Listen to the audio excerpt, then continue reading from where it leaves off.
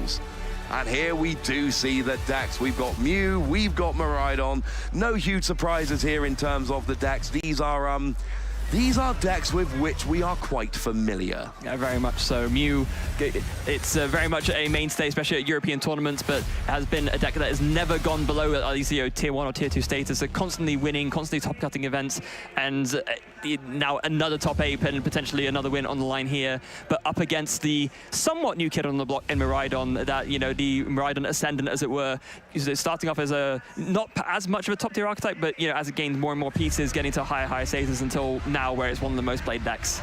It's been really fun because, like I say, back at Worlds, it was one of those decks where, I mean, it was there. We'd seen Sejun Park go and win Korean Nationals with it. We saw Andrew Mahone having a good run with it at Worlds. It was absolutely there, but it was very much a fringe deck. It wasn't one of the top contenders. And then ever since Worlds, as we've been going through this new season, it just keeps getting more and more legit. You know, Miraidon was a bit of a meme for a while. It was. People just not, you know, even going back to EUIC when it was first legal, we saw, is it a lovely, oh, I'm forgetting his name, very good friend of mine, made top 8 at EUIC with Miraidon.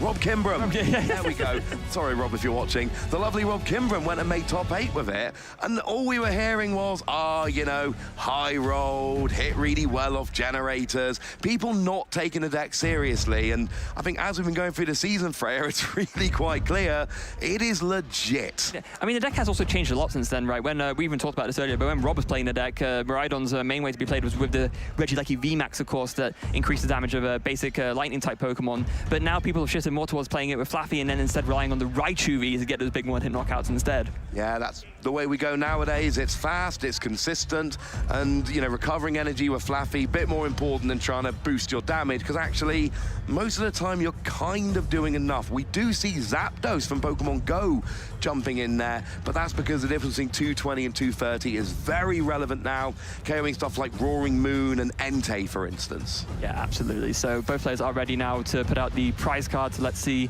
what both players won't have access to during this game. Oh, a couple of power tablets for Ethan. It's workable, but not great. So maybe, I guess against Miraidon, it doesn't matter as much, right? Because generally speaking, you only need one to maybe damage modifier to hit the numbers. Unless we see a Bravery Charm come down. Oh, okay, in which case, yeah, that could be quite relevant. That's one of the things I'm looking for here.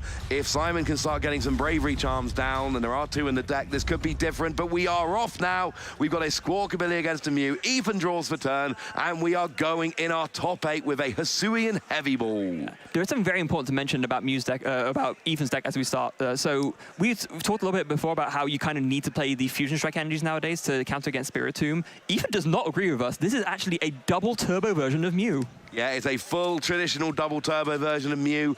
This is not one of the matchups that's going to punish you for doing that, though. No, absolutely not. I mean, Miraidon, there's, yeah, Path to the Peak. It doesn't matter whether you're playing double turbo Mew or Fusion Mew. Path to the Peak stops you anyway, so yeah.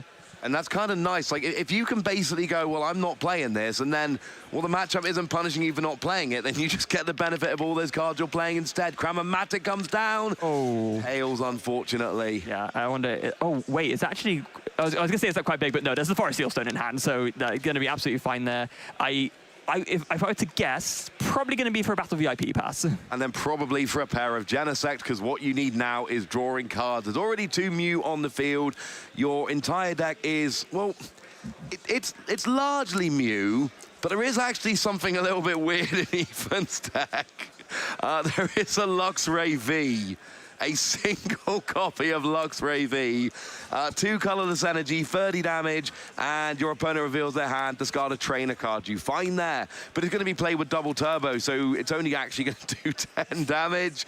And the idea here is, of course, that if you can like pluck out a key trainer from your opponent's hand, maybe you just stop them from playing the game outright. Oh, absolutely. You think your opponent's got a bad hand, so you just go for it. And it does look like we've got a turn 1 Path to the Peak. We have seen what turn 1 Path to the Peak does to Miraidon. Yeah, especially with a hand like this as well, because Simon's hand looked not great, but at least he had the Squawkabilly, but but there's the Beach Court ready in hand. Okay, that's going to be absolutely big, because it's only really turn 1. After turn 1, Path to the Peak is nowhere near as good against Miraidon. No, the idea is you want to put it down early, maybe stop them from setting up entirely, but as long as Simon can just find one Miraidon here, he's going to be good to go. Yeah, because Miraidon, well, it gets you all of your lightning Pokemon. So you get your Miraidon getting all of that. Your Squawkabilly you can only use turn 1, gets you a new hand. That is a ridiculous turn 1. If you turn that off, Squawkabilly becomes useless because its ability Squawk and Seize only works on your first turn. Sure, you can start getting your basics as soon as you got access to abilities, but it's a lot less good after turn 1. It really is a turn 1. It's a one-turn thing where it's really super effective. Ethan did brilliantly playing it down, just didn't stick. Yeah, no, also Simon countering the Path to the Peak with the Beach Court, and also has a Lost Vacuum as well to get rid of the Choice Belt. That could be relevant later on. It sort of stops Ethan from being able to sort of have that pre-ready damage modifier to KO Raikou V, for example. Yeah, absolutely. So, yeah, Raikou has got quite low HP. That one is a bit easier to go down. You only need 10 extra damage, and, well, the Choice Bound will, both Chubba will do it nicely. So we do see this Judge coming down. Both players going to a new hand of 4. The thing is, Ethan's playing Mew. There's going to be some drawing going on with that Path to the Peak gone. We have seen that Mew decks can be really hurt when a Path to the Peak sticks in play too long, turning off that Fusion Strike system. Yeah, though in this instance, obviously with the Judge and with Simon countering the Path to the Peak, Ethan's going to have enough, a good amount of draw to like refill his hand. The only maybe problem being he was only able to get out 3 bench Pokemon during his first turn, so Fusion Strike system is currently only drawing up to 4 cards, not the usual like maximum of 6 that you really want to get going. It's not perfect by any stretch, but hopefully you can get another Pokemon or 2, fill out your hand a little bit. You're right, it's not going to be the explosive drawing we've seen in the past, but it's quite easy to get yourself an extra Pokemon or 2, and then all of a sudden your Genesect get a lot more relevant. And you've, you know, get your hand, draw a couple cards. It's going to be all right. Now we do see the start of the chain here. We got a Miraidon. Miraidon lets you search for 2 basic lightning and Pokemon and bench them. What you can do, however, is what Simon is doing here. Make one of your choices Miraidon, and then do it again. Yeah, that is absolutely, there's not a hard once per turn on that tandem unit ability. You can absolutely Miraidon for a Miraidon and then do the same again, and that is exactly what Simon is going to be wanting to do here. So got Mareep down for good measure. Of course, very important, as we saw earlier on, to get those out early so you can start doing the Flaaffy Dynamotors and start really loading up your Pokemon with your spare energy. And it looks like it's going to be 2 Raikou with the second tandem unit. Yeah, I like this. Raikou, of course, becomes much more effective when your opponent fills up their bench, and that is what Mew wants to do. Mew fills up their bench, because, of course, their drawing, you know, the amount of cards they're drawing is dependent on how many Pokemon they have in play. And you can play with 4 or 5 Pokemon in Mew, but it's not as good. You don't draw as many cards. It's just not the done thing. So in a world where your opponent is going to have a full bench, yeah, that's not bad. And actually, those Raikou take down Genesect really quite easily. They really do. And, oh, is that a Forest Seal Stone? It is a Forest Seal Stone. Forest Seal Stone and Squawk and Seize for drawing 6 without discarding anything. That is happy days for Simon right there. Yeah, now the question is, do you high-five if you Squawk and Seize with an empty hand? I'm sure some people do, but not in this instance, clearly. Now, we do see a generator hit off that. That is obviously your early turn card you're always looking for in Miraidon. Look at the top 5 cards of your deck. Search for some energy. It's a whiff. Oh, with so many energy left in the deck as well, that's a very unlikely miss there. Unfortunate miss for Simon, for sure. That is not ideal. I mean, you're not going to hit double energy off all of them. That is not expected, but you'll want to hit 1. Yeah. Now we see the V-Star power being used. That is the Forest Seal Stone. Lets you search any card whatsoever. Do we go for another generator here and chance it? No, I think so, right? I think you just want to try, because this is the best point to use a generator when your deck is loaded with energy. You haven't drawn through much of the deck, but you have thinned out some cards. So, yeah, the earlier you can use it, the better. And that is exactly the choice that's come down here from Simon. Going after that electric generator, really doesn't want another double whiff, because this is when Miraidon starts to go out of control, and not in a good way. If you start whiffing on your electric generators, if you can't draw them, or you can't hit any energy off them, that is when the deck really starts to sputter. And no such problem here. Could have even had 3 if the card allowed it. It doesn't. No. But yeah, that's more what you want to see. So yeah, 2 energies. I think as long as one of the generators hit 2 energies, I think Simon's going to be fine. So hitting 0 off the first one, not ideal, but 2 off the second one, good to go. That's what I was saying. If you hit 1 off each generator, generally that's going to give you enough to get rolling. So it's an average of 1, not too bad. Now the question is, where do they go? And I like this, straight onto the Raikou there. So if you've got any kind of pivoting option, and there's no manual attachment been made yet, then you will be able to, attack of a Bravery Charm, and this is what we were saying. With 2 Power Tablet prize, that Bravery Charm gets so much more powerful. Yeah, and of course, but I mean, it's another thing as well with Ethan going with Simon. Yeah, Ethan going first. Simon can actually just attack on the first turn. So you know, just attach there onto the bench Raikou. Then there's enough bench Pokemon to take care of this Mew. It only has 180 HP, so 5 on one side, 3 on the other is enough with the Lightning Rondo.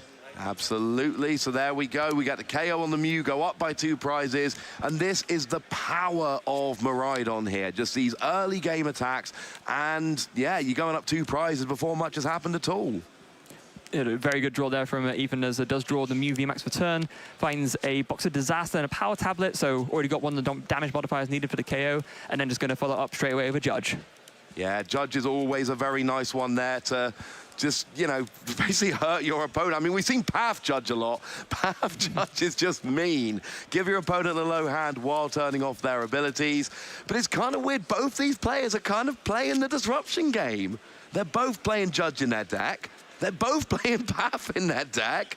They're both playing Iono in their deck. So they're both kind of almost copying each other's homework here. Yeah, a little bit. I think the one thing that in Ethan's favor is that Ethan's playing a lot more sort of ways to get rid of his own path to the peak. So the idea being, you know, you have the abilities locked in your opponent's turn, but then on your own turn, you have the abilities back online. And, finds their second Power Tablet as well.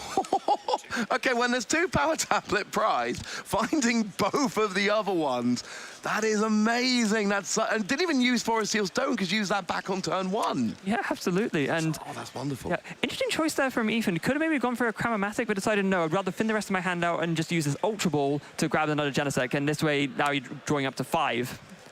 Yeah, I'm just double checking the maths on that. I believe it is exactly 250 on both sides. Mew's doing 250, Raikou's got 250. So I believe that means we are exactly at the number here with those 2, and it needed to be 2 Power Tablet. Of course, Choice Belt would have done it, but no such luck here. So yeah, this is a great start. And now we've got 5 Pokemon out. We're drawing with Fusion Strike system. I'm liking this, Freya. And there's another Mew VMAX ready to go, and a Path to the Peak for good measure. So a absolutely phenomenal set of draws here from Ethan. He's finding exactly what he needs from these Fusion Strike systems. Yeah, Path to the Peak is much less effective at this point in the game. It will turn off the fleet-footed on the bench Raikou, which is nice. But that is about it at this stage. I suppose you could go and get an extra lightning Pokemon with Miraidon, so you're certainly getting some utility out of it. It's not as good as it would have been turn 1 had it stuck, but it's still going to be quite nice to pop it down, hurt your opponent, because, I mean, what does Ethan really need now? Like, you know, keep drawing double turbo. Yeah, I guess at this point it is true. Another Fusion Strike system after benching the Mew, finding even more sort of boss's orders from next turn could be really, really great. And actually, very importantly, the double turbo energy, so you can actually attack. I mean, that always helps. Being able to attack is generally a good thing. So we do see that Path to the Peak coming down here. Now we see the KO.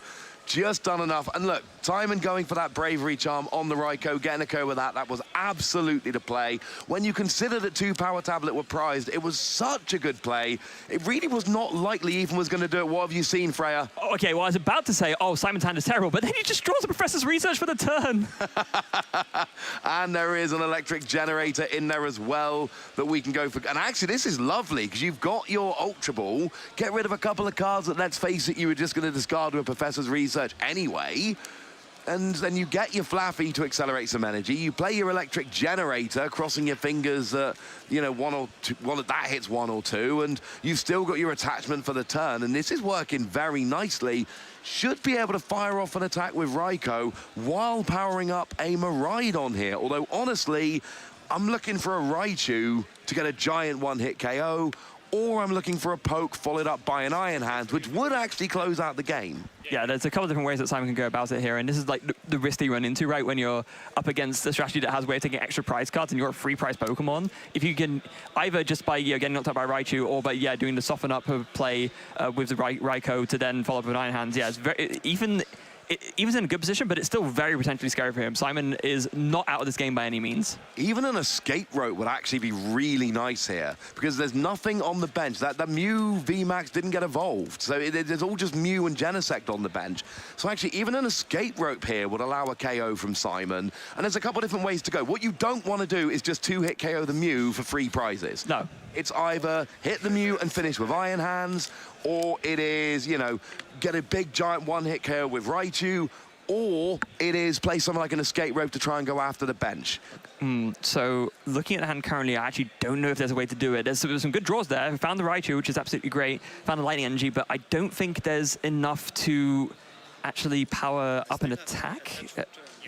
Oh, well, there's a Raikou in the active with an energy, and you've got the attachment for turn. Okay, yeah, that's true. So, yeah, but instead, oh, Simon, maybe think about powering up the Miraidon. You do have Dynamotor still. You do. You've got the Flaaffy, can accelerate the energy, so that will absolutely work. So there's no issue here about getting the attack off with Miraidon. You are going to have to attack into the Mew. And look, if you're far enough ahead, it's fine to just two-hit KO the Mew, but the problem is you're going to two-hit KO the Mew and then have to take out a two-prizer on the bench as well. It's just, you know, it's basically a free-turn win rather than a two-turn win, which could happen if you could attack the bench or if you could get an Iron Hands next turn. Yeah.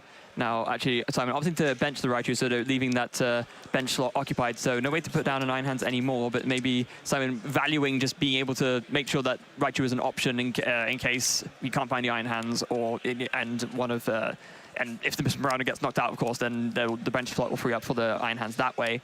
Ethan has another double turbo and another Mew VMAX. Gonna definitely want to be attacking with that bench one and kind of deny the easy KO option from Simon there, force the boss's orders out of him. And it's just me, is it just gonna be Power Tablet, retreat and attack maybe? It may well be. There's just not the resources for Ethan to, you know, your choice belt doesn't work on a Pokemon EX.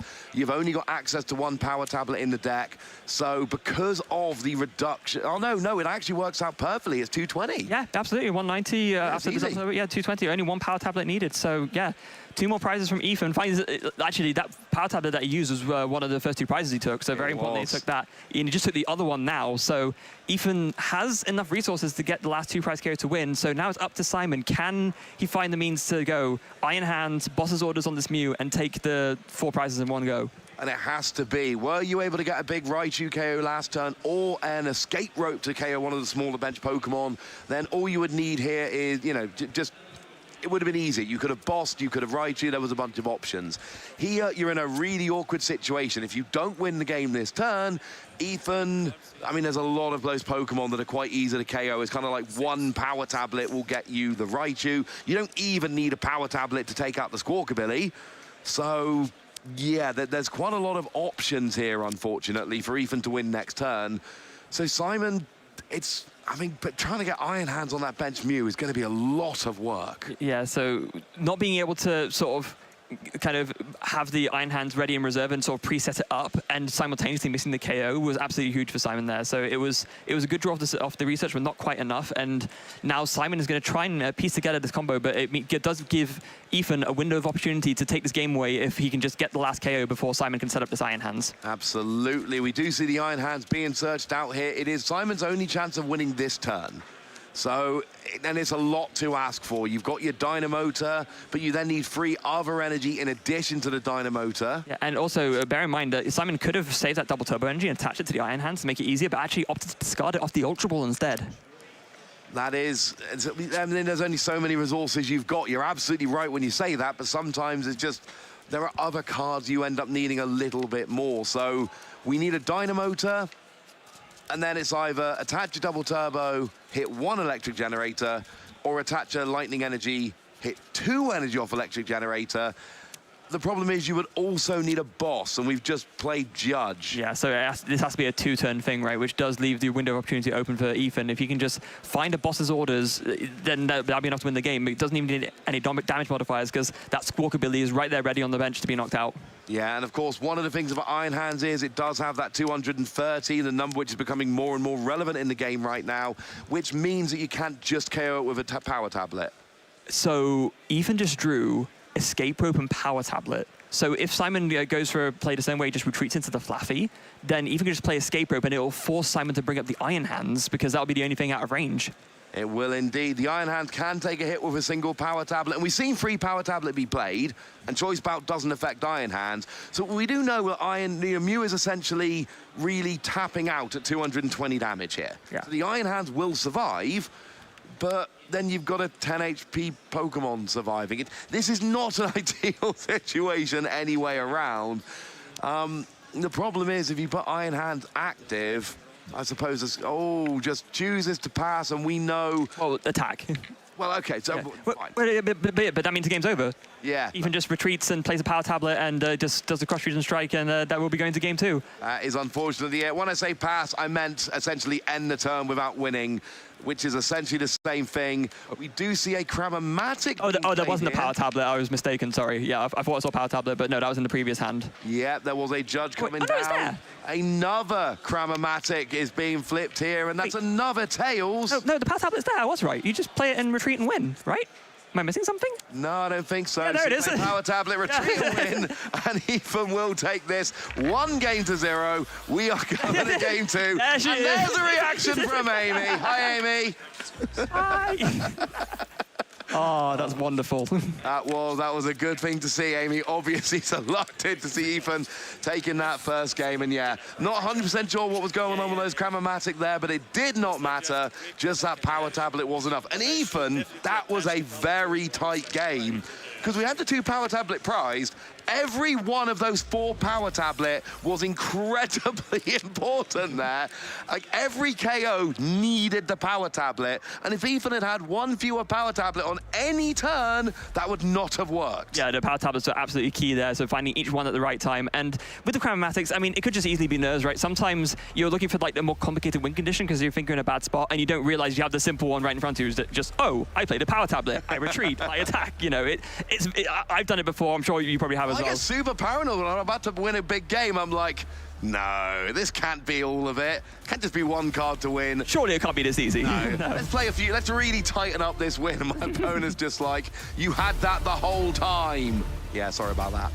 Yeah, and for your opponent, right, it's something you feel really bad because you think, oh, we just like, you know, we just slow rolling it, but sometimes it's just generally, oh, I did not realize I had this. Yeah. Want to make sure you get the win. This is a high pressure situation. This is top 8 of a regional. There's almost 1,000 masters playing in this regional, and you know this top 8 game is very, very big. So we've got Ethan playing Mew, one game up to 0 against Simon with that Miraidon deck, and we kind of saw what was going on. Simon had chances, but that first game was a case of Ethan just having what he needed to get those KOs, while Simon didn't have quite enough of the big Raichu KO. Wasn't able to get the Iron Hand established, just a little bit short. Yeah, just a little bit short, and that really was the key turn, right? The turn where it was just softening up with the Raikou rather than, you know, getting a big KO with the Raichu or, you know, setting up something with the Iron Hand. It just wasn't quite enough to get Simon over the finish line, and Ethan just had the tablets every single time.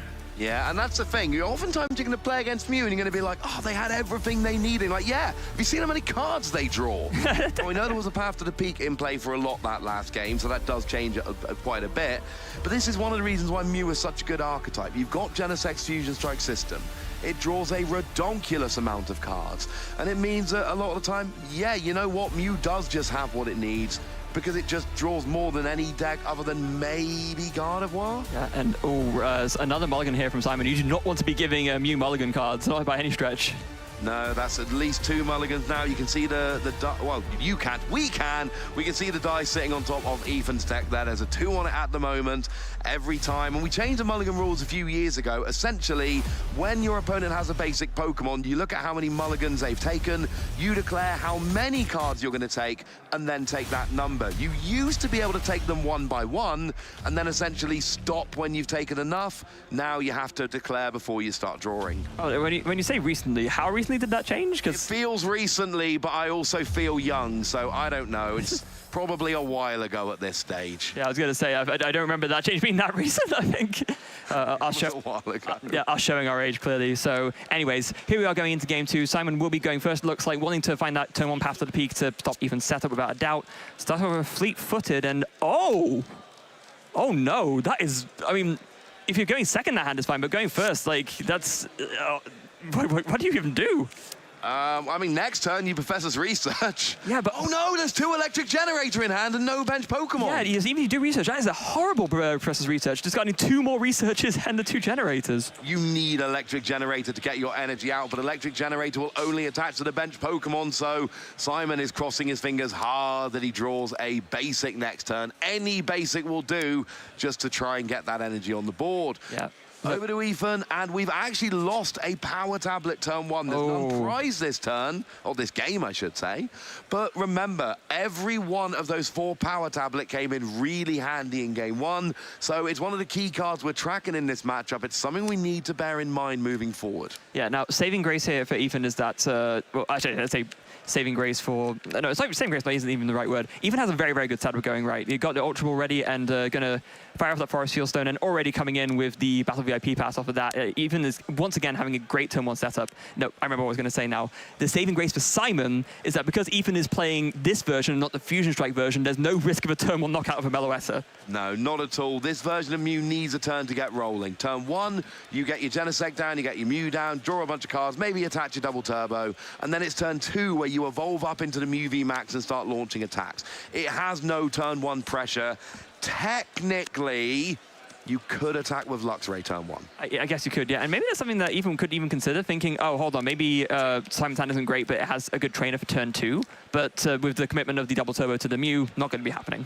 No, this is really one of those situations where, you know, you put your opponent, you know, maybe you Iono down to 1, and then you can go and use Luxray to, you know, get the only card in the hand. Yeah, and to tell you what, Ethan is thinking about that later on because he has gone and decided to bench that Luxray. Now, it is a very, very useful attacker for exactly that kind of disruption, but that does mean that Ethan will be locked to drawing up to 5 a Fusion Strike system every turn instead of 6. Yeah, Luxray is a fast Pokemon, but it is not a Fusion Strike Pokemon, so that is going to hurt the draws as we go through. What was the top deck? It was a Judge.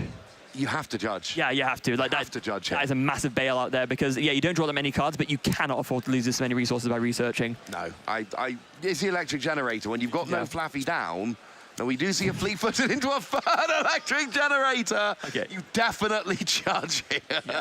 If you cannot. No, there's no way. Don't do it, Simon. Don't do it. No, there's no discussion here, Freya. There's no discussion. You have to judge. You cannot lose 3 of your 4 electric generator turn 1 when you're already down a game. Maybe you can chance it if you're even on game, you know, if it's game 1. I still wouldn't. No. But no way you can do that when you lost game 1. That is, oh, that is not a good situation. Honestly, if that were me, I'd be half tempted to show my opponent my hand before shuffling it away. So, like, yeah, there's no way I'm researching all of this. No, you absolutely, and thank goodness that Judge was drawn. Yeah. I mean, imagine, because you have to, if there's no Judge there, you have to Professor's Research, you have to get rid of your other 2 research, you have to get rid of your free electric generator. That is not good. No, not at all. Now, it does mean that these 4 cards from Judge are going to be very, very important, especially because there's no option for Squawkabilly to dig further, right? It's going to be, like, Simon needs to find a Miraidon here, basically. Yep. And, oh, there it is. Okay, that's good. Miraidon basically fills your bench, so you're good. You can have as many lightning Pokemon as you like here, so that's going to be quite nice. And actually, if you go for a second Miraidon and bench the, you bench the Raichu, you will have a full bench. But is there even an energy to launch an attack? No, there isn't. That's the thing. Like, the Miraidon's a great find, but there's nothing else to follow up with. There's a boss's orders. There's also no draw power for next turn, so Simon's really riding on the top of his deck here. I mean, thinning out with the Miraidon now will help a lot, and I imagine he's going to do the chain of one Miraidon into the other to kind of make those odds more likely, but yeah, it could get very rough very quickly. Yeah, and the unfortunate thing is, like, if you had an energy, you'd actually have to KO on Genesect, because you'd be hitting 220. Yeah. It would be really quite nice. You don't have any energy here. Yeah, and that's so unlikely as well, the amount of energy that you play. So actually, it's a bit of a rough one from Simon, finding, you know, some good cards, but yeah, missing the energy is a big, big miss. That's a big thing for me here, missing that energy. If you had the energy, I think you're looking pretty good at this stage. And we do see Simon kind of almost reacting to that, going double Mareep. A lot of the time, we'll see a single Mareep as a little bit of a top-up. This is almost Simon's way of just saying, I'm behind in this game. I need some explosive turns, and double Flaaffy will do it. Well, there is still a chance to dig for a knockout here, because there's a switch in Simon's hand, so you could switch and then fleet-footed maybe hope to find an energy, and then you can still get the KO. And then, of course, yeah, because Beach Court would allow you to retreat after the switch. So, okay. Yeah, and to be honest, there's a lot of energy in the deck. Yeah, exactly. So there's 13 energy in the deck. Bring it down to, well, there's 2 prize, 1 on the active. So there's 10 energy in that deck right now. Yeah, it's 100% worth going for. So it's, oh, unless Simon disagrees. I mean, I know it's more marginal, but I mean, it's the difference between taking 2 prizes and not, right? So, well, I guess you could do it this way around. So yeah, retreat first, and then fleet-footed. Do you find an energy? Yeah. Oh, that's no! a vacuum. Oh, I made my call. I called it wrong. That is not what you want to see. Simon is not having the luck of the draw in this game, so it is just going to be a pass here. Not an exciting pass. It's just going to be a regular, ordinary, everyday, run-of-the-mill pass, and this is not what you're looking for. And next turn, Ethan's going to start firing off some attacks. Yeah, and he's actually debating the switch now because he's thinking, hold on, if I can't take a knockout this turn, I want to at least make it harder for my opponent to do so. So if I switch back into this Raikou with the Bravery Charm, yeah, I'm burning a switch, but it means that I'm forcing my opponent to work harder for the 2 prizes. Yeah, it forces a double... No, that. Just into a Mareep. I actually really like Yeah, this. this is actually better. It kind of ruins your opponent's prize map a bit. It means that in order to win the game, they've either still got to KO free 2 prizes, or at some point they've got to gust up your Flaaffy. So there's another reason to go for the double Mareep that we saw a moment ago. And now we see the Genesect starting to draw with a Box of Disaster attached. Yeah, it's actually really, really good stuff. Oh, there's a Grabber, so not a card we've seen very frequently, but yeah, going to be able to put that Raichu back to the bottom of the deck. Yeah, and of course, let's not forget that if you use Grabber, that can give away that your opponent only has 1 good trainer card, and then in comes Luxray. Absolutely. Now, 2 Fusion Strike systems used, and Ethan also not finding some great cards, although there's a Cram-o-matic scanning Battle VIP. Is this going to be a heads? No, it's a tails. Ethan's not having luck on Cram-o-matic this match at all. It's not going well for him. No, not at all. Oh, another Forest Sealstone, another Mew VMAX. That's, yeah, you need a way to get this Genesect out of the active. That's the big problem you have right now. You can, yeah, get some more cards out of the hand. You can evolve the other Mew. At this point, do you maybe path to the peak? It seems a little bit... It stops the beach court, right? And at this point, you also don't need to draw anymore with a Genesect, so you could have played it down, but like Ethan thinking, no, I would rather just judge my opponent right now and try and find a switch out. Yeah, I don't mind this play at all. You've judged your opponent, put him down to a 4-card hand. You're really just digging for that switch. I do see the merit in playing Path to the Peak, but then by the same token, Ethan doesn't have everything he needs right now. No. And if you put a Path down, turn off your Genesect, and then you get a random 4 cards off Judge, if they turn out to be not great cards, you can actually hurt yourself, and you're 1 game 1. You don't need to be quite so aggressive in your plays. You can play a little bit safer here because you know you've got another game coming later. Oh, there's another Grabber as well, so you'll be able to put that Mew away. Oh, Mew's going to go down, and it's not a great... What was the last card in Simon's hand? It's a Forest Seal Stone. Okay. Oh, that's live. This is a situation where I want a Luxray. Yes, absolutely. You don't have the resources. No, but that absolutely would have been the best move to make if he could have done that. But now instead, Simon actually drawing pretty well off that Judge. Has a electric generator ready to go and finds 2 energy as well. Oh, this could be a turnaround for Simon here. You've got that Forest Seal Stone that can get you any cards you want. You've got 2 energy off the electric generator. And that Luxray would have been so good getting rid of that Forest Seal Stone going, well, you've got your generator, but you've got nothing else here. Yeah. We do see it going 1 onto the Raikou there and 1 onto the other Raikou, as it turns out. And then, yeah, Forest Seal Stone, you can just put that on the Raikou, which doesn't have the Bravery Charm on it, and you don't need to use it straight away, right? You could just... Oh, no, onto the Miraidon. Oh, okay, changing your mind. I guess you already have 1 Raikou powered up, so yeah, kind of diversify your range of viable attackers. It makes a lot of sense. Forest Seal Stone going on, and yeah, just the research. Yeah, there we go. We're going to research for 7 cards here, so that's going to give you a nice big new hand, and that is quite nice. What have we got? We've got energies, and a Bravery Charm. We've got a Flaaffy there as well to evolve up. There's some good stuff in this hand. Yeah, and also, don't forget, the beach court's still in play, so this Mareep in the active actually just retreats for free, so Simon's got the attack this turn. Yeah, he does. This is a big turnaround. Going into last turn, going into Ethan's last turn, it really seemed like Ethan was in a commanding position, but not being able to fire off an attack, and then Simon having this monster turn. You do not expect this to happen when you judge your opponent. No, you really don't. So Simon's got to be absolutely thrilled at this turn of events currently. So Raikou goes into the active, and this will be a knockout in Genesect, and Simon will finally take the first 2 prizes of this game. Yeah, and we did see them take the first 2 prizes of the last game, and it didn't make much difference in the end. But certainly, you take the first 2 prizes, you get the initiative, and also, Box of Disaster is going to drop some damage counters. Oh, that is true. But it's kind of interesting. Ethan's now got 2 Genesect. You're only drawing until you got 4 cards in hand. The draw is being hurt a little bit here as it stands. There is not a Mew in hand, so you could bench that and draw up to 5 again, but quite nice that actually Ethan doesn't have to burn his Power Tablet now. The Box of Disaster has put in a lot of work, so you can now just like save that for later. Yeah, that's quite nice. And that's another way around kind of not having those power tablets, because this means that the Raikou is going to be absolutely in range here. So the KO is easy. I mean, the KO is already on board, frankly. The KO is not a question. The question is, what can Ethan do to set up for the next turn?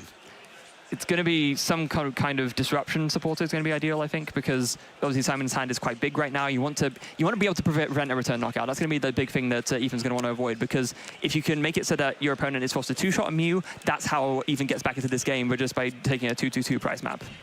Yeah, there's a bunch of different... I mean, we said it out last turn. You can use... Well, you can't use Escape Rope anymore because there's another Mew VMAX on the bench, but you can go after your opponent's bench with stuff like Boss's Orders or a free in Simon's deck, or you can go for the 2-hit KO, but you're using Iron Hand, which is not on the board right now, or you can just go for the big Raichu KO, but you've got to remember, if you're doing that, it takes a lot of energy to actually pull that off, and you need to make sure you've actually got the resources to do so. If you're going to go for that, you kind of need Zapdos on the board, because Mew's got 310, bringing it down to 300 makes the maths much easier with Raichu. Yeah, it really does. But the problem is your bench is a bit clogged, right? You can't bench the Raichu and the Zapdos here. You cannot. No, I was going to mention that. So, yeah, you can't be just 2-hit KOing the Mew for free prizes, not with the prize map the way it's going, not after what we saw in the first game. No, exactly.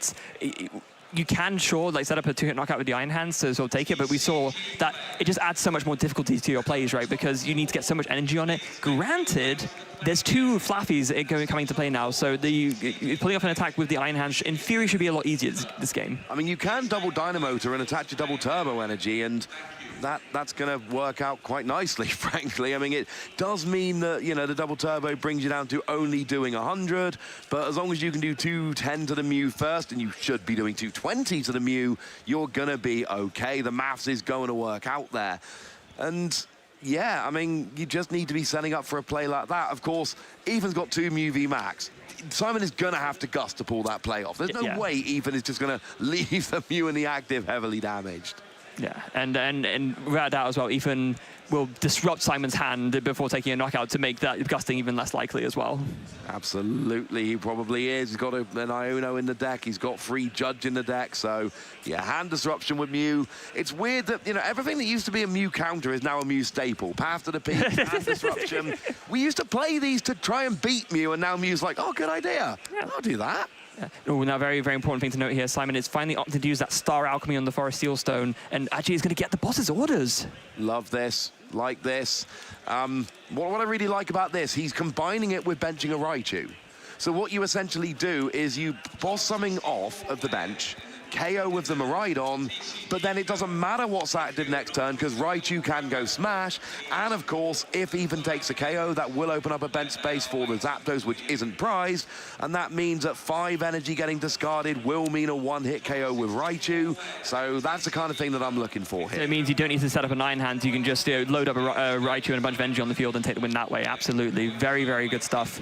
So now it's just a matter of what the boss's orders, and even Simon just going for a Genesect here, wanting to make sure that Ethan has as little access to draw as possible, and given that one Genesect's already been KO'd and there's no way to get them back, Ethan's now going to be limited to only 2 Fusion Strike systems per turn.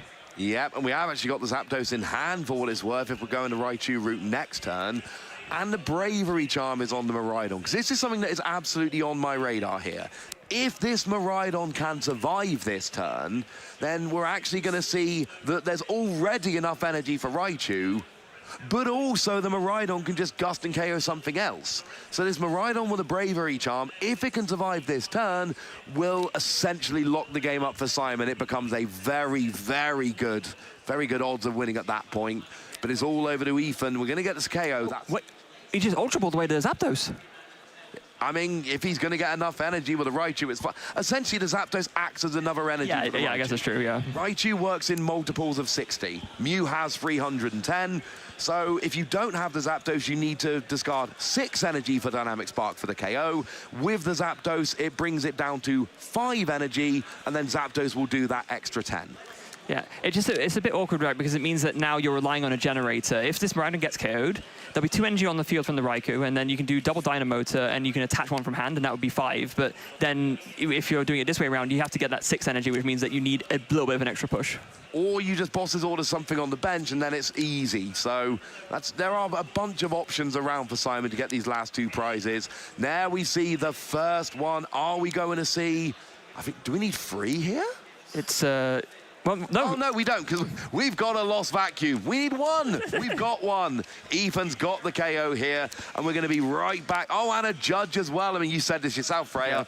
Yeah. Ethan is going to disrupt the hand before he takes the KO. Now, Judge is... it's a bit unfortunate, because that's... an Iono would have been a lot better there. You know, giving your opponent 4 gives them a few more likely outs to hit it, but unfortunately, no access to Iono, so was forced to Judge instead. It's still... It's better than what, you know, doing no disruption at all, but... Ethan is really going to be crossing his fingers that Simon does not have an out to win. I also kind of want to get a path to the peak if I'm Ethan here. Oh, without a doubt. Because, I mean, firstly, it's nice to turn off abilities, but with Beach Court in play, you do actually get an extra card because you just put the Raikou active. Regardless of whether you want to attack with it or not, you draw with Fleet-footed and you've got the guaranteed retreat. Great. Oh, look at that energy path to the peak. It's not ideal. It's not, and even now looking at it, oh, look at Amy's reaction. Oh, loving that we got the Amy cam for this game. So, I mean, the KO for Ethan isn't the issue here. It is what's going to happen next turn. And it literally is. I mean, it's, you know, to use a football expression, we're in Europe after all, next goal wins. Next KO is going to end up winning this match. And Ethan doesn't really need anything. What have you seen? Cram-o-matic here. That is a heads. Oh, that is a heads. I mean, path to the peak would be fun here, just to try and just shut. And now, did he even play the grabber? Yeah. So he knows how terrible Simon's hand is. Yeah, exactly. So now... so yeah, there's no reason to grab the path to the peak. Yeah, well, I mean, you're still cutting off the draw from the Raikou here, which is what I'm particularly liking. But and also, you don't want to give your opponent the flexibility of the beach court unless there's already a path in Ethan's hand. Maybe maybe we could have missed. I couldn't tell you off the top of my head here. No. What did he get off the Cram-o-matic? I didn't see. It was a boss's orders. I mean, I like that as well, because then you got the kind of guaranteed win next turn. So, Simon's on a 1-turn clock. It's simple as that. Either Simon gets a KO this turn, or he loses. Big draw, and it's an electric generator. That could also do the trick. No, it couldn't. You can only get to 5 energy, even if you hit 2 energy off the generator. No, we have 2 Dynamotors. Oh, and the Dynamo. Oh, you got loads of energy. Flaaffy. Flaaffy's good at getting energy, right? Yeah, but this goes back to what I was saying before. Without the Zapdos, you need 1 of this generator, because there's an energy in hand, so you go double Dynamotor, attach from hand. If you hit 1 energy off this generator, you win the game. Yeah, that should be quite nice. Of course, you need to get 2 energy onto the Raichu, but that's going to be easy with your Flaaffy being able to accelerate it. Yeah. And if Simon hadn't have discarded the Zapdos, he'd actually have the win right now. He just with the tandem unit. Yeah, the tandem unit just goes and gets the Zapdos. You got 2 energy out, 2 with a Dynamotor, attach for turn, and then you can just retreat and do 310 exactly with Raichu there. I think, if I was seeing Simon's deck correctly, there's 2 lightning energies left in the deck. And that deck is not looking massively thin. No, at the moment, it looks like we can do 300 damage. There are 2 on the Raikou, 2 energy, 2 from the Dynamotor, 1 attach from hand. That's 5 energy. It's actually kind of annoying he drew so much energy, because if you draw the energy and it's in your hand, it's not in your deck available to use with the electric generator. Yeah, it was a very unfortunate turn of events to Simon. Exactly not what he would have wanted to see in any situation. So it all comes down to this now. Electric generator. Can Simon find 1 energy to close out this game and take us to a game 3? Not 3, yet. 5, there it is! Double energy off the electric generator. Did not see that coming. And we see the thumbs up from Ethan. Yeah, okay, fine. You've got enough energy. Let's go over the game 3. Who needs Zapdos, eh? Who needs Zapdos? Wow, and Simon, you can see from the look on Simon's face, he knows that was absolutely by the edge of the seat there. Wow, what an incredible finish. And we're going to a game 3. Oh, I want a game 3 here, Freya. I want a game 3. Game 1 and game 2 were fun. I'm well up for a game 3 for this one. This is, I mean, community vote. Thank you. You've done us a solid here. You know, we're at your mercy. You're telling us which game we get to commentate here, and you've gone and picked the right one. The lovely crew picked us the right set. It's December. It's the festive season. We get the winter set. That's a win. And now we get a great top 8. That's a win as well. So, I mean, this is my favorite kind of best of 3, Freya. we've already seen Ethan win a game, and we've seen Ethan's plan. This is how Ethan wins. And then in game 2, we saw Simon win a game, and this is how Simon wins. We didn't see these weird, cheeky wins. We've seen one example of each deck doing what each deck does. So now we get to go to game 3 and see which can, you know, do their plan the best. Yeah, absolutely. And now, of course, Ethan will be going first again. And what I'd be curious to see is, can Ethan get a turn 1 path that sticks? I mean, that would be huge. Turning off the Squawkabilly, turning off the Miraidon ability, you know, both of those turn 1 absolutely would be big. So, yeah, that, you know, turn 1 path to the peak, getting set up, that is huge. Simon's taken the first KO both games, even game 2 where it was not looking great. And that's the thing, Simon did not have the best luck in game 2, and yet still managed to pull it off. Yeah, and a really impressive recovery as well. Even perhaps making it a little bit more, harder for himself and having the unfortunate draws with the Judge at the end, drawing a bunch of energy, but still finding 2 off the electric generator.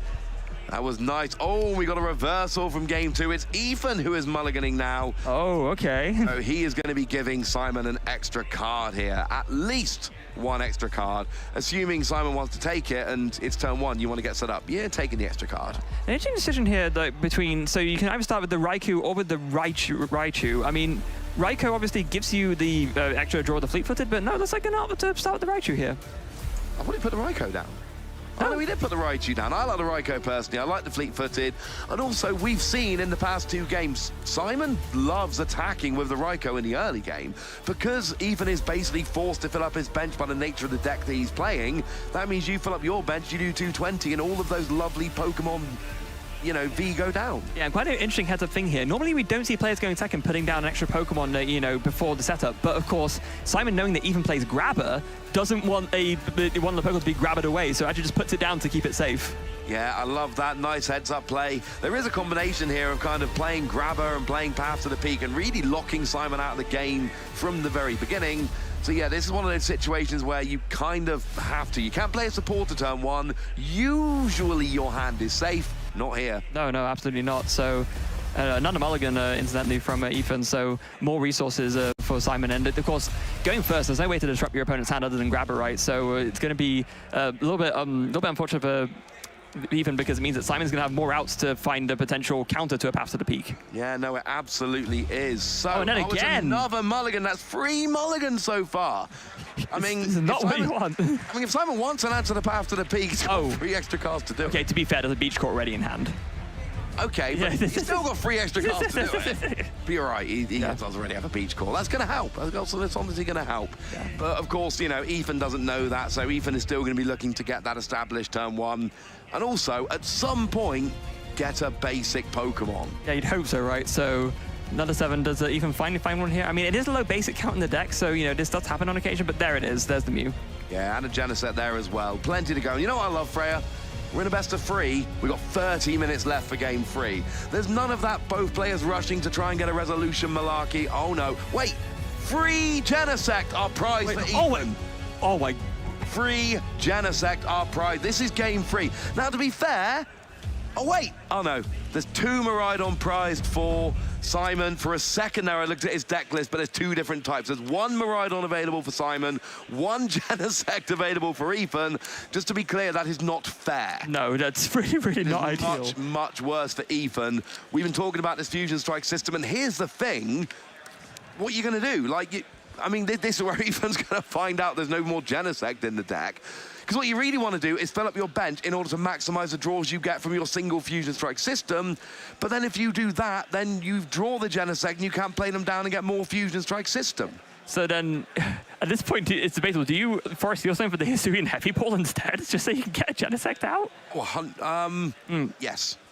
Well, it seems like Ethan is still going for the Battle VIP Pass. You can get a couple of Mew out, so, you know, maybe your first Genesect draws a decent amount, and then you can find your way into the Hisuian Heavy Ball. And, yeah, we can see the reaction on Amy's face. It's not a good situation to be in. There's only 1 Hisuian Heavy Ball in the deck. There are 3 Genesect in the prizes. They are way too important. Look, Ethan's a better Genesect Mew player than me. Let's be perfectly clear about this. You know, he's made it into the top 8, not me. I would have gone Hisuian Heavy Ball there. I know it's 1 fewer Pokemon, but but then again, but here's the awkward thing. You've only got 1 Mew. So if you go for the Hisuian Heavy Ball for the Genesect and your only Mew gets knocked out, then you can't Mew next turn. Yeah, which is obviously very rough. So here's the Maybe one. you don't Hisuian Heavy Ball. So there's the one Fusion Strike system, and then yeah, just a pass. Wow, that's rough. I mean, I think that's a good way to put it. Like, as much as I was quite bullish on going for the Hisuian Heavy Ball, you will then leave you for the lone Mew. And my point is, it's really bad to not get an extra Genesect out. And it's really bad to leave one Mew there that could be KO'd on your opponent's first turn. Both of those are bad decisions, and you have to make one of them. Yeah, it is you're in a tough spot if you do, and you're in a tough spot if you don't. So over to Simon's turn, there is a Nest Ball to start things off. Simon's hand is looking very, very strong. I mean, it was already decent to begin with, but then with the amount of cards that Simon drew, yeah, just even more so. Now, double Miraidon prize is a little bit awkward. That means that you can't do like a chain of tandem units, but there's still the one left, so can still do one tandem unit and start to set up the Mareeps, set up the Raikous, and sort of get himself nicely set up that way. Is there even an argument to not go for Squawkabilly? I mean, I'm not sure what else was in Simon's hand. There was a lot there resource-wise, but it seems like you recognize that your opponent's had a very awkward start, so maybe you don't want to give your opponent a chance to take an easy prize later on with a Squawkabilly. Yeah, I still kind of like Squawkabilly, and the reason I like, and there's reasons for and against. The reason I kind of like Squawkabilly, my opponent's got one Genesect down, and I don't think they've got a very good hand, and I want to dig for Path to the Peak. Yeah. So yeah, there is the hand there. So yeah, but some energy is a generator, boss's orders as well. I mean, if you wanted to, you could maybe try and go for a very aggressive, power up an attacker with a generator, and then try and knock out the one Genesect left. I mean, don't get me wrong, the Path to the Peak is kind of like a little bit extra. Using boss's orders to KO the only Genesect, it's asking a lot, and it's not an option now that the Ultra Ball is coming down, discarding it. Yeah. But yeah, that would be, well, frankly, a little bit mean, but yeah, that would be a very aggressive play. And that's a play that absolutely could have worked out. Okay, so we do see the Ultra Ball there. Decisions to be made. Actually eyeing up that Mew, bringing it to the front there. Yeah, because, I mean, that gives you a little bit more utility, right? You have the research in hand already, so you have the means to refresh this hand specifically. And the Mew, later on in the game can just, maybe if your hand gets disrupted, you can top up your hand with that restart ability. Yeah, and then it's still kind of a two-prize liability, but it's going to be there for the whole game, whereas Squawkabilly is a one-turn thing. And yeah, the hand is good. And if you've got a good hand and you don't need a huge amount of stuff, maybe having Mew there as a utility for the game is a better option in the end. I tend to just Squawkabilly all the time because I like seeing extra cards. It is not always the right play. No, it's not. It's there when you need it, but not just because you have it doesn't mean you need to use it. And that's something very important to remember when it comes to like these kinds of early game setup cards. So. Electric generator, finds 2 energy already. Already, actually have free energy off of that. That's amazing. So we could see a Miraidon KO this turn. And in terms of the maths, what we got, so you don't actually need the Miraidon. You can do it with a Raikou here. With free bench from Ethan, assuming Simon fills his bench, then that would be exactly 180 damage. So yeah, that would get the Mew. Yeah, so that's absolutely what's going to happen here. And yeah, you got to assume that you can also put the Bravery Charm on the Raikou as well to make it extra harder for Ethan to take a knockout, especially given that one of the Power Tablets got burned just to draw more with the Genesect just now. Oh, I think that's an absolutely fantastic play. Again, we know that it takes 2 of the Power Tablets to get the KO. Even with a Lost Vacuum, you still actually have to have 1 Power Tablet. So that works nicely. We do actually get do we get a draw with Mew? I mean, you can do, yeah. There's only 2 cards in hand, right? So you can do restart for 1. It was touching the Mew, but then he changed his mind for a second. I think he's going to manually attach to the active Raikou and then draw 2 with the Mew, which I like very much indeed. Yeah, there we go. Restart and drawing, Squawkabilly and Lightning Energy. But that's fine, right? You don't need Squawkabilly anymore. Just, yeah, discard it. That's not bad at all. And Lightning Energy in the discard when you're going to have a Flaaffy next turn is actually wonderful. We got more energy there. Oh, and Simon, it looked so good for Ethan in game 1 and even for bits of game 2. Game 3 does not look like the first 2. Simon is in a phenomenal position here, and there's nothing really Ethan can do about it at this stage. Simon's deck is just firing in a way that Ethan's isn't. Although, prizing free Genesect in game 3 of top 8 when you're on stream, that is a kind of thing you will be complaining to your friends about for a long time. Yeah, and let's face it, that's a very valid complaint, right? Absolutely. It's one thing to lose it on the last turn of the game, think, oh, if I only had 1 more turn, I would have won. But no, when you start the game and you say, I've prized 3 of my Genesects, like, what are you meant to do? My general theory of Pokemon is you shouldn't complain about luck because the vast majority of the time there's something you've done in your deck building or in your play which you could have used to turn that luck around. There are very few instances where I think a player genuinely just got really unlucky. This might be one of them. Yeah. So, electric generator and then switch cards. So we are switching into the Raikou here. Just getting it into the active, of course, you will have another fleet-footed to use if you want to, and we do. And actually, the combination of Mew and Raikou has been drawing a fun, pretty funky amount of cards here, which is pretty nice. And the KO is already there ready as well, because as we mentioned, 5 on the bench, 3 on Ethan's side is 180. That's already enough for a KO on the Mew. Now, if you could take out the one with the energy, that would be amazing, of course, but not an option given that you already done your support for the turn. That Boss Orders is looking pretty for next turn, though. Oh, it's looking very nice for next turn. And if even, well, you know that the 3 Genesect are prized. There is no way Ethan goes VIP pass for double Mew when you've already got a Mew out if you've got Genesect available. No way that happens. So Simon knows there's only 1 Genesect available. That was given away from the Battle VIP Pass. You don't go 3 Mew, 1 Genesect to set up. No. So as long as you can not give up a prize this turn, you know you can boss the Genesect and completely cut Ethan off from draw in a way that Path to the Peak never could. No, absolutely not. Now, I've got to say, Simon's hand after this KO isn't looking amazing. There's no option to redraw cards. It's giving me had the boss's orders, because then at least you can take some kind of KO. Oh, that's a Feather Ball. You can use that to find the Mew VMAX. Already got a Mew VMAX. Oh, you can find another one, or I guess you can find another Mew if you want to. Oh, no, actually you can't, because there's already one's been KO'd, and then there's the other ones are already all down. So, yeah, just find another Mew VMAX just to get out of the deck as another card to fin. And then, yeah, give me Fusion Strike System for 3 cards.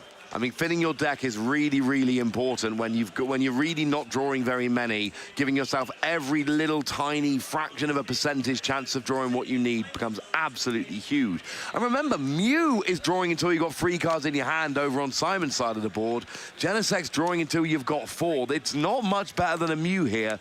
Can we draw ourselves out of it? There's a Cram-o-matic. That could be huge. There's a Power Tablet. If he hits heads on Cram-o-matic, he can get the Lost Vacuum or the Power Tablet and do it here.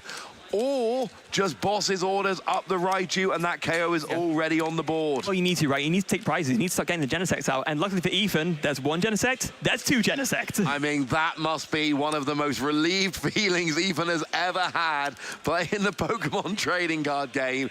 Because next turn, Ethan is actually tied it up. Ethan is keeping up. And now he's going to have access to his Genesect. And I love what Ethan's done here, because there are 2 bench spaces available. Ethan has played this beautifully, hoping the Genesect are coming out, and they are. Yeah, and also it's a very important draw for the turn there. Simon actually drew into an Iono. Oh, nice. Oh, I've just realized quite how good that is. Exactly, that was actually a key draw there, because before that, I mean, there wasn't that much going on in the hand. There was a boss's orders and, a couple of energy and a Mareep.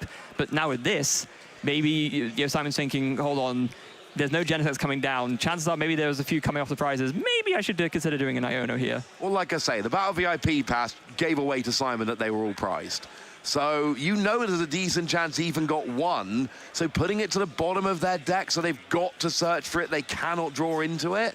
Oh, I like that play very much indeed. Yeah. So it is a tough decision though, because you're running on speculation, right? You're kind of trying to think through what actually happened here. If I play back the last few turns from Ethan's side, if I had a bird's eye view as to what was going on with him, how do I actually carry this forward? And interestingly enough, Simon went with the tandem unit, but opted not to get anything. Maybe just looking at his deck, figuring out what's there, thinking he doesn't need anything. It really depends what you're going to be attacking with here. If you can attack with a, Miraidon, or if you're going to go into the Genesect or Mew, there's already 7 bench Pokemon. So you're only actually hitting 160, though. Oh, yeah, that's a bit rough. I mean, really agonizing of a decision here. Oh, because you've got a flat Mareep in hand you're about to play down. That's why. Yeah, I guess so. But there was obviously sort of a agony in Simon's mind about whether it's worth benching something else. Maybe thinking about that Raichu again. We saw that was the absolute, the clutch attacker to finish off maybe even in game 2. So maybe thinking, do I really want to commit this bench slot to another Mareep? But deciding to go for it, and yeah, now debate on whether to attach the energy, and maybe thinking about just a boss's orders, just a KO on the Mew. Yeah.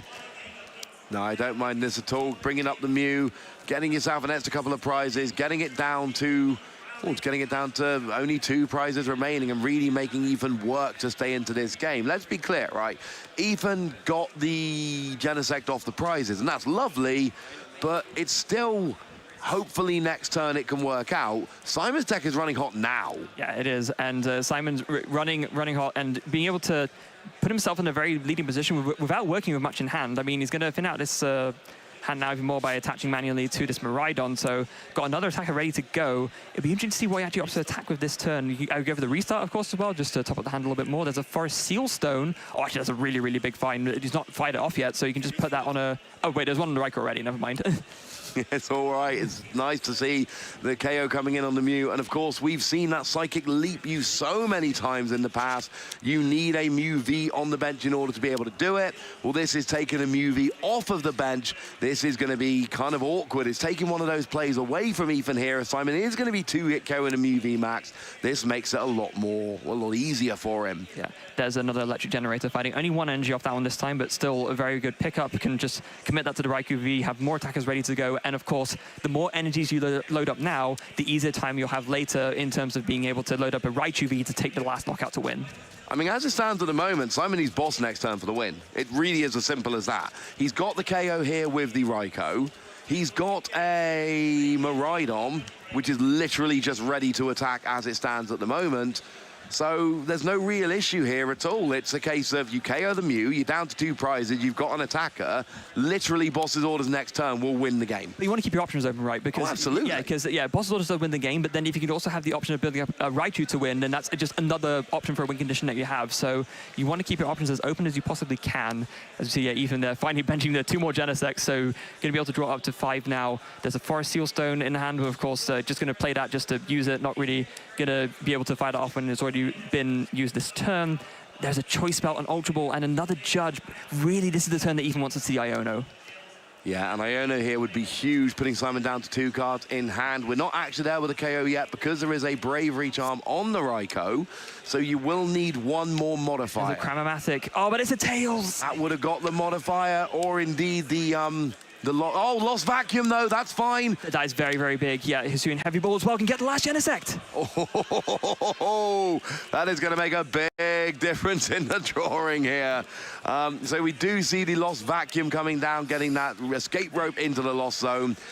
There goes the Bravery Charm. So the KO is on the board for Ethan. So you know how we were saying before, oh, Path to Peak doesn't matter that much? Yep. This time it absolutely does matter because there is a Mew EX on Simon's board. So if Ethan can do an Iono plus Path to the Peak shot off the Mew, that will give him the best chance at disrupting Simon and stopping him from being able to find a boss or the energies and the Raichu for the win. I agree, and of course we've still got the Beach Court and we've got the Raikou there as well, so that is 1 free draw as well after using something like a Mew that Simon is going to have access to. So the combination of Beach Court and Raikou there absolutely working. And oh look, that Genesect is, oh, it's on the bench now. Who could possibly have seen that coming? This is what the Mew deck is supposed to do. Yeah, it is, so absolutely phenomenal stuff. There's a Luxray, not really what you want here. You're going to be racing for prizes, so not going to be wanting to bench that. There's also a Cram-o-matic and a Switch, so this could be another chance to find the Path to the Peak. Or the Iono. Oh. Yeah, the KO is on the board. That's easy. It's now disruption. We see heads. Back to the Amy cam. Amy is delighted. We're all delighted if we're cheering for Ethan here. So we do see the heads, and you've called it, Freya. It is an Iono coming down, and this is wonderful. Yeah, because what you can do here, you can go for the Iono, and then after that, you know, sort of put your cards to the bottom, draw more, and then find the Path to the Peak off of the Iono. So definitely more important to find that first. Yeah, it's lovely. It's whatever's going to be most disruptive. If you think your opponent's got a terrible hand, you can go straight for the Path to the Peak. But Path has no chance of finding you Iono. Iono does have a chance of finding you the Path. So we do see it hitting the field here, or hitting the discard pile. And now, what does Simon get off these last 2 cards? A boss will guarantee the win, but honestly, enough energy on the board will do it. Simon does not use his V-Star power yet, so actually even needs to find another Lost Vacuum to get rid of the Forest Seal Stone on the Raikou as well. Oh, yeah, that's game, frankly. If you don't get rid of the Forest Seal Stone, you just Forest, there's a Grabber, there's Judge Path, which is a fun combination we see used quite a lot. But yeah, Simon is going to be able to go and grab that boss's orders. There's none in the prizes. There's I think 3 in the deck for Simon, so I'm fairly sure there's 1 that is going to be left available here. Grab it off the Forest Seal Stone, attack with Miraidon. That will be the game. Ethan needs to find a way. Well, he needs to find a Lost Vacuum here. There's 3 in the deck. So, and there's 1 being used to get rid of the Bravery Charm. So yeah, this is going to be a huge Genesect. It is Path to the Peak plus Lost Vacuum to stay in the game for 5. There's a Grabber. 6. There is a Path to the Peak. That's not going to do any good. And it is worth remembering here that Path to the Peak turns off abilities of the Pokemon, but that does not stop Forest Seal Stone, because that is an ability that can be used by the Pokemon, not an ability of the Pokemon. That is a very important distinction. Yes, it is. This should be pretty simple here. It should just be use your V-Star power, go and grab a boss's orders, grab a Genesect off the bench, you free retreat the Mew into the Miraidon, and then you move on into top 4. Does Simon not see it? Wait, how many bosses does Simon... Oh, wait, how many bosses does Simon play? He plays 3. He plays 3. Okay, so there's 1 left in the deck. Unless... I mean, I think I saw 2 in there, right? There is a V-Star power coming down. Is there a boss's orders left in the deck? I think sure there is. Yeah. There is a boss's orders left in the deck. This is going to close it out. Ethan extends a hand, and Simon is moving forward to the top 4 of the Stuttgart Regional Championships. Turns out Miraidon is pretty good. Yeah, absolutely.